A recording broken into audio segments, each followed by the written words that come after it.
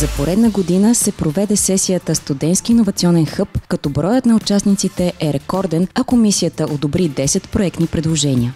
В град Созопол бяха представени 7 проекта по време на младежката конференция, а финансирането на проектите е от бюджетът на научно-изследователския сектор при Техническия университет София.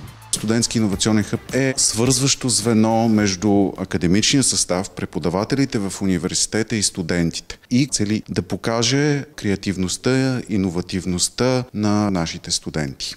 Тази година проектите са изключително разнородни и обхващат различни сфери, като всички те са насочени от човека за човека.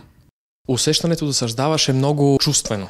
Той идва отвътре от твоето сърце, душа и днес ще представя стенд за изпитване на електродвигатели, умален модел за студенти GBVD. Аз възнамерявам този макет да го подаря на Техническия университет София, за да може и идните поколения нататък да го използват и да се учат на него. Участвахме и миналата година. Тази година проектът ни е за безглутенов хляб с квас и кленово кюспе. Идеята е да е здравословен продукта и да намалим отпадъците. Проектът ми е вдъхновен от търсенето на решение, което да стимулира потребителите да отглеждат повече растения, билки, да се свържат с природата, поради факта, че отглеждането на растения има изключително много ползи за психическото и физическото здраве на потребителите. Нашия проект е за правене на измервателни стойки за тестване на реактивни и твърдогоривни двигатели.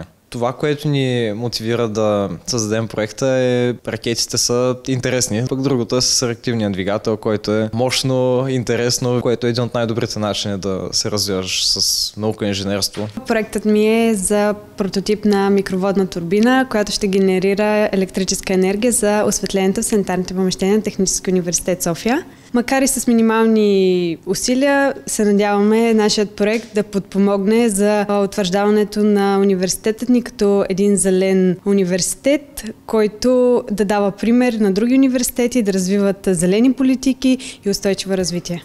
Студентите от различни факултети с еднакви интереси успяват да се обединят, което по-своему доказва значимостта на хъба. Благодарение на хъба ние имаме възможност да правим подобни проекти, тъй като ние сме една група студенти, които имат интереси в сферата на ракетомоделизма, на двигателите и така нататък, но точно подобни инициативи ни помагат да сложим смисъл за самия проект. Неизменна част от развитието на всеки проект е менторската мрежа, изградена през годините. Така студенти, които проявяват интереси към различни области от други специалности, могат да намерят подходящия специалист, който да ги насочва. Менторът е важна фигура в хъба, защото той ни насочва, той ни води как да постъпваме, как да развиваме проекта, който сме избрали. Моя ментор е един много знамен човек. Въпреки всичките си титли, които има зад гърба си, ние си говорим с него на много приятелски език и той си ми е и ментор в живота, защото ме изгражда като човек, като инженер. Менторът, доцент Боряна Георгиева, за мен е изключително важен човек, тъй като тя повярва в моята идея, даде ми възможност да се развия и да кандидатствам именно към този иновационен хъб, който да може да допринесе за моето бъдещо развитие. Кандидатстването за следващата година е изключително лесно. От студентите идеите, от Технически университет София подкрепата.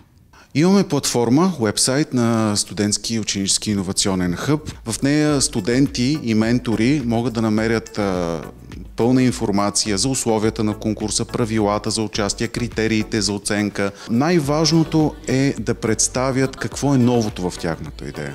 Иновативността.